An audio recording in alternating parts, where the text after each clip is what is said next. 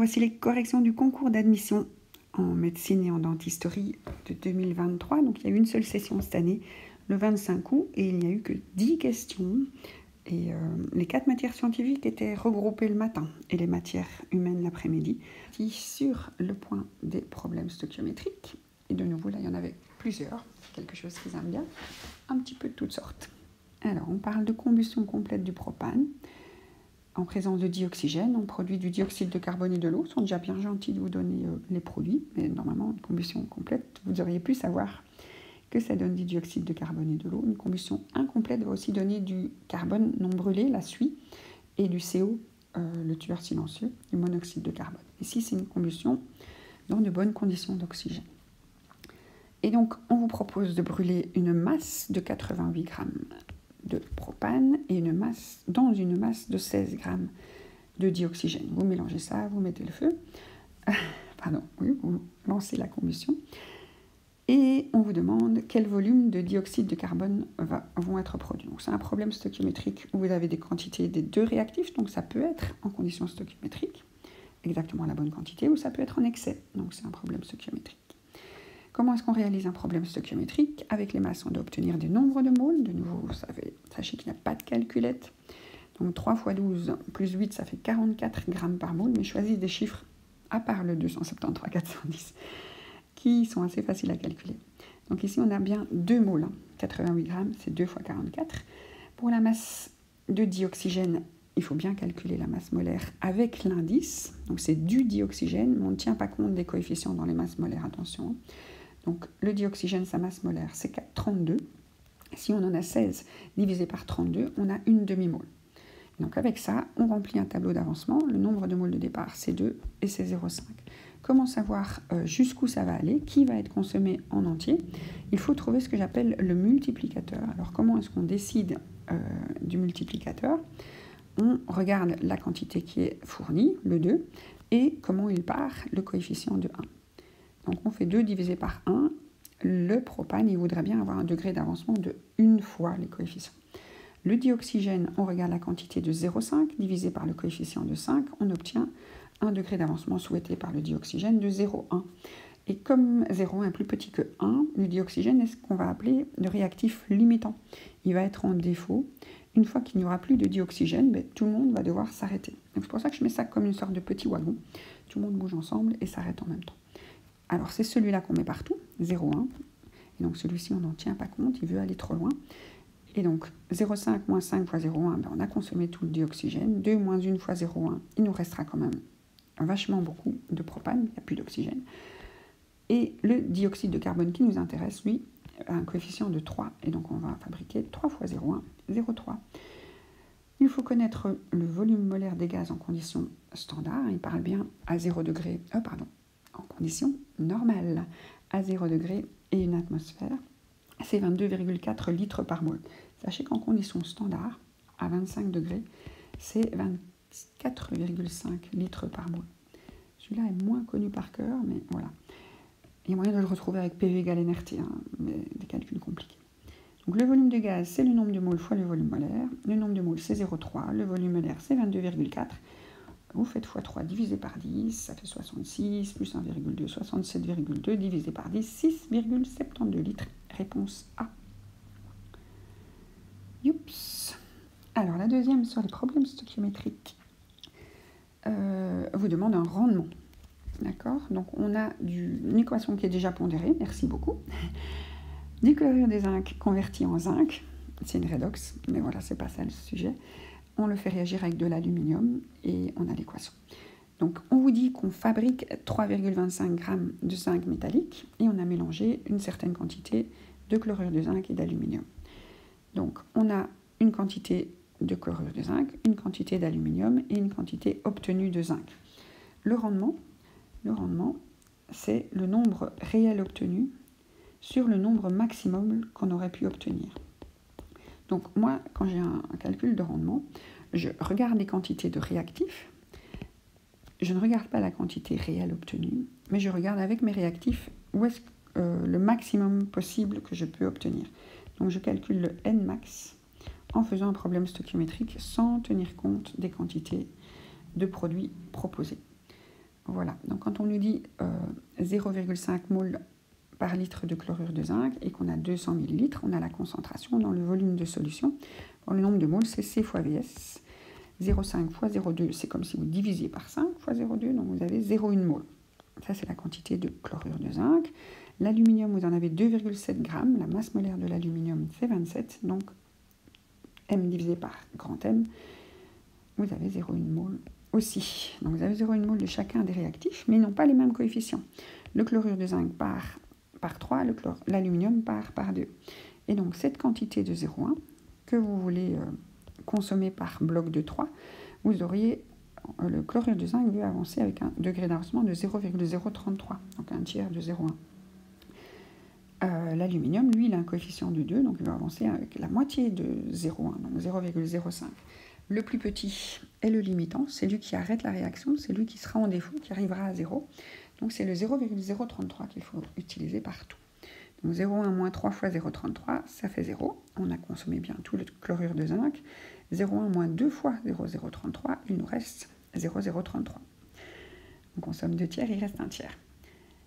Et donc, pour le zinc, celui qu'on cherche, puisqu'on a une quantité vraiment réelle obtenue de zinc et on veut comparer ça à ce qu'on aurait pu obtenir, mais si vous aviez consommé tout le chlorure de zinc, vous auriez obtenu 3 fois 0,033, donc 0,1 mol de zinc, c'est bien le nombre de moles maximum. Et dans l'énoncé, on vous parlait de 3,25 grammes. Le zinc a une masse molaire de 65. Alors, dans le tableau périodique fourni à l'examen, la plupart des masses molaires sont arrondies. Donc, c'est 65 qu'il demande d'utiliser. Alors, 3,25 par rapport à 65. Je ne sais pas si vous voyez que 325, c'est 5 fois... Enfin, c'est la moitié de 650. Donc, on est en fait... 325, c'est 5 fois 65. Et donc, comme vous avez 2 déplacements de virgule pour arriver à 3,25, votre 5, vous le mettez à 2 à 2 emplacements depuis la virgule. Je ne sais pas si je suis claire, mais si 325, c'est 5 fois 65, on met le 5 ici. Et après, il faut laisser la virgule là où elle est. Voilà, donc 0,05 mol, c'est quand on a 3,25 grammes. Donc les calculs mentaux, il faut vraiment s'entraîner, en faire beaucoup, pour avoir ces trucs à soi. Hein. Et donc le réel, c'est 0,05 mol. Ça, c'est les quantités qu'on nous donne dans l'énoncé. Et le maximum, quand on utilise tous les réactifs, c'est 0,1. Ben, vous faites ça fois 100, ça fait 50%. Réponse C. Voilà, mais il faut avoir les neurones en bon état pour ne pas faire d'erreur de calcul. Hein. Ensuite, pour la chimie organique, on se repose un petit peu, parce que ça, il n'y a plus de calcul mental. Alors, parmi les fonctions organiques, laquelle n'est pas présente? Donc là, ne répondez pas trop vite. Vous voyez alcool, ne répondez pas alcool. Donc, il n'y a pas d'alcool. Pardon, il y a un alcool, ce n'est pas la bonne réponse. On cherche quelque chose qui n'est pas présent. Donc ça, c'est aussi avoir des neurones en bon état. Une amine, il y en a une aussi. Donc, il ne faut pas cocher ça. Ensuite, une cétone, il y en a aussi. Alors, les cétones, à nouveau, ce n'est pas quelque chose qui est vu en humanité. En humanité, on doit avoir alcool, acide, ester, éther. Enfin, voilà. Donc, les cétones, c'est des carbones doublement liés à eau qui sont au milieu du squelette. Si vous avez une cétone qui est en bord de squelette, hein, donc un CHO, ça, c'est un aldéhyde. Donc, c'est aussi une fonction qu'il ne faut pas connaître en secondaire, mais qui tombe parfois. Donc, une cétone, il y en a même 2. Et l'ester, vous pouvez chercher, il n'y en a pas. Donc ici, vous avez un CO. Oui, l'ester, pardon, c'est CO, O, au milieu du squelette. Voilà. Et l'acide, c'est OH. Ça, c'est l'acide. Ça, c'est ester. Et donc ici, on a un CO, mais il n'y a pas de O de chaque côté. Donc ce n'est pas... C'est de nouveau une cétone. Ici, vous avez un éther. Un éther, c'est juste l'oxygène. Là aussi, un éther, des alcools, mais vous n'avez pas d'ester. Donc, c'est ça qu'il faut entourer, la fonction qui n'est pas présente. Ok, on vient avec la question 9, qui elle est sur les équilibres. Et donc, matière du 5e. Donc ici, on a du diazote, de 3 molécules de dihydrogène qui donnent de l'ammoniac, c'est vraiment la réaction classique des équilibres.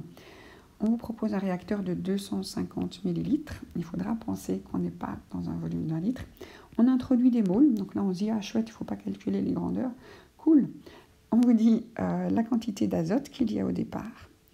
On vous dit la quantité de dihydrogène qu'il y a au départ. Et on vous dit la quantité d'ammoniac qu'il y a à la fin. Et donc, comment est-ce que vous allez calculer votre petit degré d'avancement? Parce que pour pouvoir calculer un KC, vous avez besoin des concentrations à l'équilibre. Donc, vous aurez besoin des informations à l'équilibre à la fin de la réaction. Donc, pour l'instant, vous n'avez la quantité à l'équilibre que de l'ammoniac.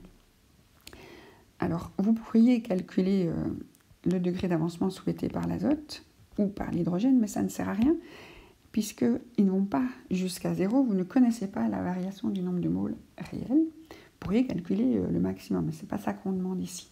Par contre, vous savez ce qui a été formé d'ammoniac. Et donc là, vous savez qu'il n'y en avait pas au départ, comme pour tous les produits.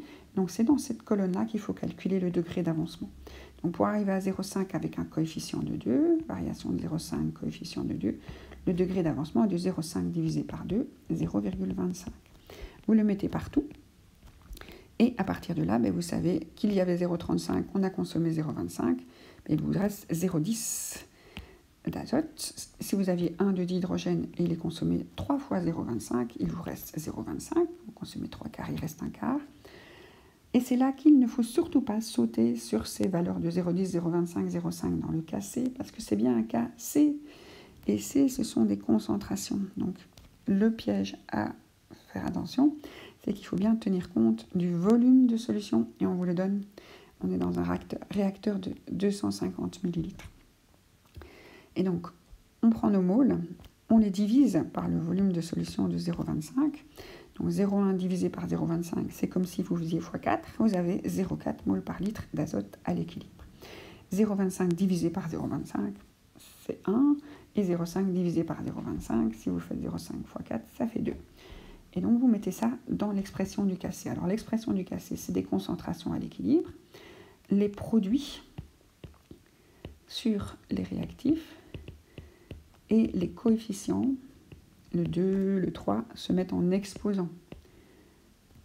Ça va, donc NH3, un coefficient de 2, ça fait donc NH3 au carré. N2 est un réactif, je le mets en dessous. Je ne lui mets pas d'exposant parce que son coefficient est 1. Je le multiplie, attention, pas additionner, par les dihydrogènes, et le coefficient du dihydrogène, c'est 3. Donc je mets un exposant 3. Donc je prends bien les valeurs des concentrations, donc 2 au carré, divisé par 0,4, pas au carré ni au cube, multiplié par 1 au cube. Donc vous voyez qu'ils prennent quand même des chiffres pas trop compliqués à gérer en calcul mental. Donc si vous vous retrouvez avec des calculs difficiles à faire, c'est peut-être que vous n'avez pas bien avancé jusque-là. Maintenant, le 210 et le 410 et le 273, c'est l'expression. Ok, alors 2 au carré, c'est 4. 1 au cube, c'est 1, donc ça fait 4 divisé par 0,4, 4 divisé par 4 dixièmes, les deux 4 se simplifient, et donc vous vous retrouvez avec une valeur de 10 pour se casser, et donc c'est bien la réponse B. Pas de questions sur le Châtelier, on n'a pas déplacé d'équilibre dans cet examen, dans ce concours. La question d'acide-base, elle paraît facile, mais on peut vraiment se faire piéger si on répond trop vite. Donc faites attention de quand même toujours rester bien attentif. Alors c'est quoi des paires acides et bases? Ça va toujours être HX et X-, HA en fait souvent on écrit, et A-, ou bien ça peut être B et HB+, vous voyez. Donc c'est les couples qui peuvent arriver, donc NH3 avec NH4+, toutes des choses comme ça. Donc là, celui-là est assez clair. HClO, quand il perd H+, donc on a bien l'acide et la base conjuguée. H3O+, et OH-, on peut se dire, oui, c'est un acide, oui, c'est une base, oui, c'est la même chose que l'eau, mais c'est l'erreur. Donc ça, ce n'est pas un bon. H3O+, il est en couple, acide-base avec H2O. Attention qu'entre l'acide et sa base conjuguée, on enlève un seul H+. Après, l'eau est un ampholyte. Elle a à la fois une base conjuguée de H3O+, mais c'est aussi un acide conjugué de OH-. Voilà, donc attention, c'était celui-là, le mauvais. Alors ici, on enlève un seul H, on rajoute une charge négative. C'est ce qu'on fait à chaque fois. On enlève un seul H, on rajoute une charge négative. Donc celui-là, il est bon. Le dernier, il est un peu piégeant. Il faut voir ce moins ici. Donc on a enlevé le H acide organique ici devant. Et on a la charge moins qui apparaît. Je suis sûre que les gens qui ont peut-être pas trop fait d'organique n'ont pas vu ça. Donc c'est bien un acide aminé ici en fait. Vous avez la fonction amine et la fonction acide. Et la fonction amine qui peut être NH2 accrochée en couple avec NH3+, elle est déjà ionisée. Et l'endroit qui change, c'est la fonction acide, COOH en équilibre avec COO-, de nouveau accroché à quelque chose. Et donc on peut avoir plusieurs couples aussi pour cet acide aminé. Donc si on continuait à reprendre cet acide aminé qui est doublement ionisé, on pourrait avoir le couple suivant qui serait OOC, CH2, NH2. Voilà, donc on peut reperdre un H ici. C'est comme si on avait un diacide en fait qui peut perdre le H du COOH et le H du NH3+. Voilà, donc il fallait le voir, le couple de l'eau qui n'était pas bien écrit. Et c'était terminé. Les 10 questions sont tombées comme ça. Il n'y a pas vraiment eu de redox à part peut-être celle de l'hydratation de l'oxyde acide. J'espère que ceci vous aidera pour les prochains concours. Il me reste à faire ma petite pub. Donc, si vous voulez soutenir mon travail et vous trouvez que ça vous aide, vous pouvez rejoindre le groupe VIP Chimie Média. Je demande 5 € à chaque personne qui rejoint ce groupe. Qu'est-ce que vous obtenez en retour? Mes remerciements et puis l'accès aux documents des vidéos. Donc, quand vous êtes VIP, vous avez accès à la Dropbox de Chimie Média. Donc voici un peu son contenu. Donc il y a surtout les questions par thème. Donc là-dedans, il y a les énormes dossiers de physique qui reprend toutes les questions depuis 2017 de chimie et de bio, où les questions sont classées par thème. Et donc si on veut s'entraîner sur un thème, c'est facile et les réponses sont à la fin. Donc c'est vraiment les dossiers que j'utilise en classe quand je fais la préparation en fait. Après, vous avez des synthèses en une page, donc je les améliore chaque fois, un peu chaque année, quand il y a des choses que, tiens, ça peut être utile aussi. Voilà. Après, il y a tous les questionnaires des examens d'entrée, donc depuis 2017 en version avec les réponses, donc comme les étudiants les reçoivent, et aussi en version sans les réponses, donc on peut s'entraîner par thème, et on peut s'entraîner les 15 questions en vrac. Après, il y a des dossiers de physique, de chimie et de bio qui reprennent les premières vidéos, donc les vidéos qui ne sont pas sur des synthèses en une page, mais sur des synthèses en plein de pages.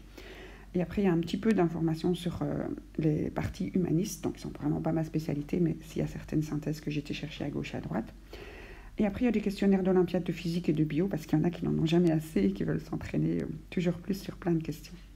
Vous avez aussi accès à un groupe Messenger, où j'essaye de poster à peu près tous les jours, en tout cas quand on me pose des questions, la question, une petite description de cette question et la réponse. Donc la description, la question permet de faire une recherche dans la conversation sur plusieurs questions du même thème. Voilà, il me reste juste à vous communiquer mes coordonnées bancaires pour pouvoir verser ces 5 €. Voilà mon numéro de compte, je préfère par virement. Pour les Français, vous avez besoin du code BIC. Et si jamais vous avez plutôt un compte PayPal, vous pouvez utiliser Tipeee aussi, mais je préfère un virement en direct. N'oubliez pas de m'envoyer un message ensuite, soit via le groupe, la page Facebook Chimie Média, soit sur Messenger Isabelle Paternel, pour que je sache que vous avez fait le virement. Je ne surveille pas mon compte 24 heures sur 24 et à ce moment-là, on prend contact pour vous ajouter au groupe Messenger. Voilà, donc bienvenue à vous si vous rejoignez ce groupe. Et chaque année, en fait, un nouveau groupe est créé en septembre. Et les questions, c'est vous qui me les posez. Merci à vous. Bon courage pour la préparation.